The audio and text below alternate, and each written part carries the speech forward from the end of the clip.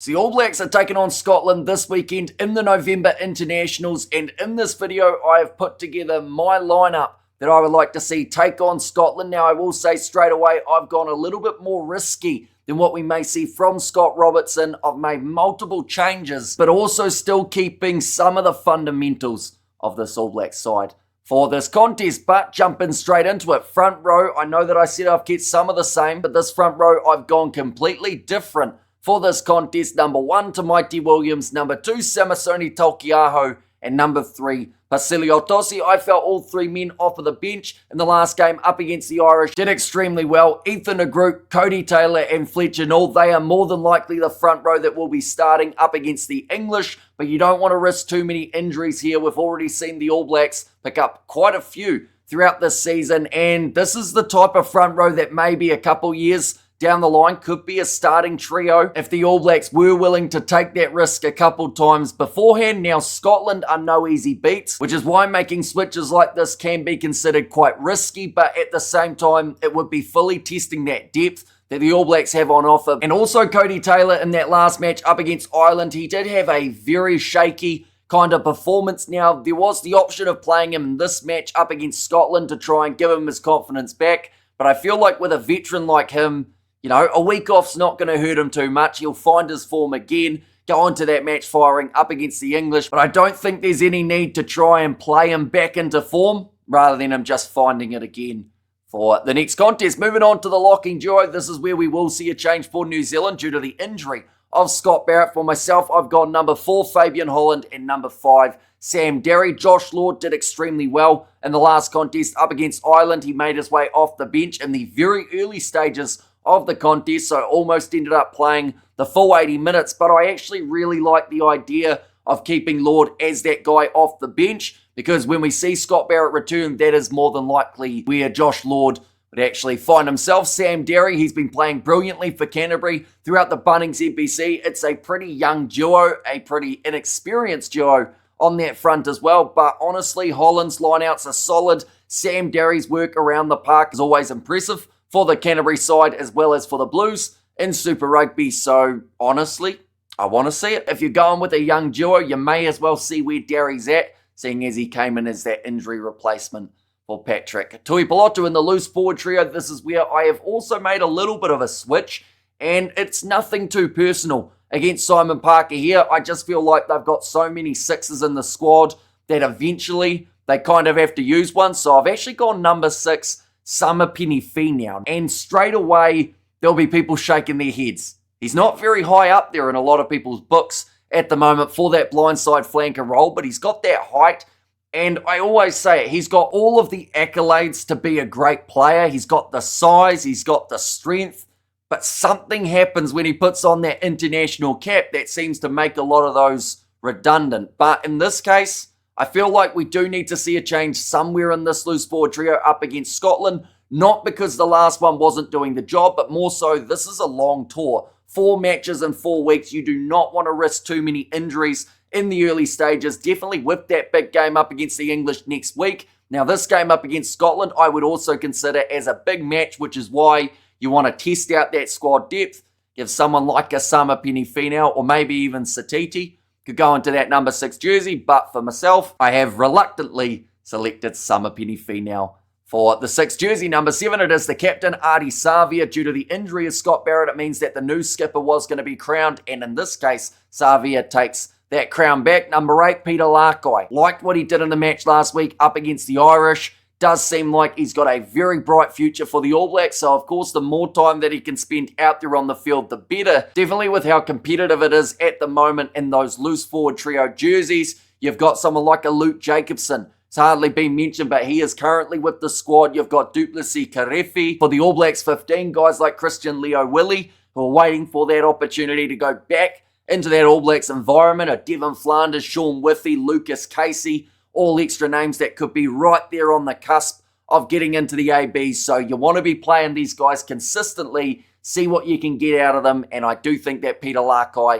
has definitely got a bright future and the All Blacks kit. But moving on to the 9-10 combination, this is where I've got a switch from last week. Number 9, Cam Roigard. Number 10, Ruben Love. Now, Some would just say straight away that you should put McKenzie into that number 10 jersey, and to a certain extent I would agree. He's been phenomenal as an impact player off the bench for New Zealand for quite some time. Beauden Barrett didn't have his best game up against Ireland. He had some pretty tough knocks along the way, so I wouldn't be risking him in this contest because more than likely he will feature in that 23-man side up against England.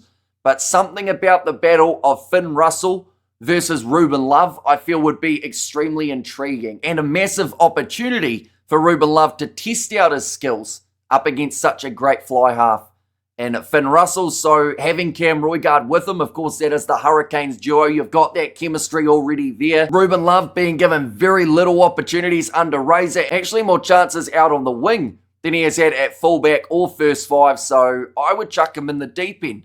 See how he goes here up against Scotland, because worst comes to worst, it doesn't work, and you go back to the drawing board. You work out how you can get Ruben Love back in the side, maybe as an impact player, or perhaps if it's just not quite clicking, they do look towards a different option for Ruben Love.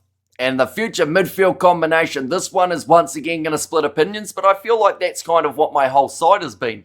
At this point, number 12, Quinn Tupaia. Jordie Barrett is injured, so he will not be playing in this match. Quinn Tupaia, he's had a couple very strong performances as of late, both as an outside centre rather than that inside centre role. 12 is somewhere he has played predominantly over the last few years, though. It's actually only in the All Blacks environment that he's been given chances at 13. So I think that Quinn Tupaia, he would be the perfect man to fill in that role while Jordie Barrett currently is injured. Number 13, Billy Proctor. Now, I know that the obvious choice here is Leicester Fainga'anuku, but the reason that my starting lineup looks so skew-whiffed at times is because I actually felt like the All Blacks found something pretty strong. In terms of their bench in the match up against the Irish, it seemed like that last 20 minutes, it was almost a throwback to the All Blacks of old, how they were starting to take control of the match. Now, so far under Scott Robertson, we haven't seen that too often at all for this All Black side. Normally the last 20 minutes, if they are leading, it becomes about hanging on and trying the absolute best not to lose a game throughout the last 20. But if the starting lineup can tire out the Scottish, and then they can have players like Leicester Fainga'anuku making his way off the bench, like a Wallace Satiti, a Josh Lord, a Damian McKenzie, I just feel like that may actually be a little bit of a winning formula for New Zealand, and it would be a shame to only get to see it once in that matchup against Ireland. So perhaps that is something they can build upon, and the perfect game to do it is up against Scotland at Murrayfield as well. But moving on to the back three, this is where I would stick with what we saw last week. Number 11, Caleb Clark, had a great game up against Ireland. Maybe he didn't get a try or anything flashy like that, but still had 3 clean breaks and over the 100 metres carried. Leroy Carter out on the right wing. He's had a great start to his young All Blacks career. And then number 15 looking more solid than he has in quite some time. In that number 15 jersey, I would go with Will Jordan. So no switches there. I don't think there's a huge amount of debate in the back three either. I know that there were talks for some people. They wanted to see maybe Will Jordan move out onto the right wing and perhaps Leicester Fainga'anuku going out on the left with either Ruben Love or Damian McKenzie in that 15 jersey. And those are all very possible options for this All Black side. But personally, I think I would still go with the same three, only because I've made far too many changes across the starting lineup already. If I threw any more in there, I would get called even more insane than I'm sure I'm already getting called at the moment. But moving on to the bench, 5-3 split here for New Zealand. Number 16, George Bell. Number 17, Ethan de Groot. And number 18, a debutant in Tavita Mafileo. I think that this is the perfect game to give some of those young guys opportunity. Fletcher Null, he's already locked in for that next match up against the English. George Bell, this may be one of his only opportunities that he receives to be able to play in this tour alongside maybe that game up against the Welsh. We know what Cody Taylor can do. Yes, he was a little bit shaky in the last game, but he'll be back. So in this case, Brodie McAllister, he's been taken out of the side for George Bell, but we need to see George Bell play, or else it just doesn't really make a massive amount of sense. Ethan de Groot having that experience off of the bench in that number 17 jersey, partnering with the debutant in Tavita Mafileo. That would be a little bit similar to what we saw from the Springboks when we saw Oxen Shea partnering with Zachary Porthin, just going with that experience and the inexperience as a decent combination there. And honestly, it's probably not a bad replacement front row. I mentioned how I wanted to keep some of that cohesion that we saw last week up against Ireland, and I do feel like the front row definitely is where I've made those majority of switches, but it still could be extremely handy later on up against the Scottish. Moving on to the rest of the replacements. Number 19, this is where, like I mentioned, I would have Josh Lord, with number 20 being Wallace Satiti. Satiti had such a great impact in that last match up against Ireland. There was a bit where he made his way onto the field with Simon Parker, who did go off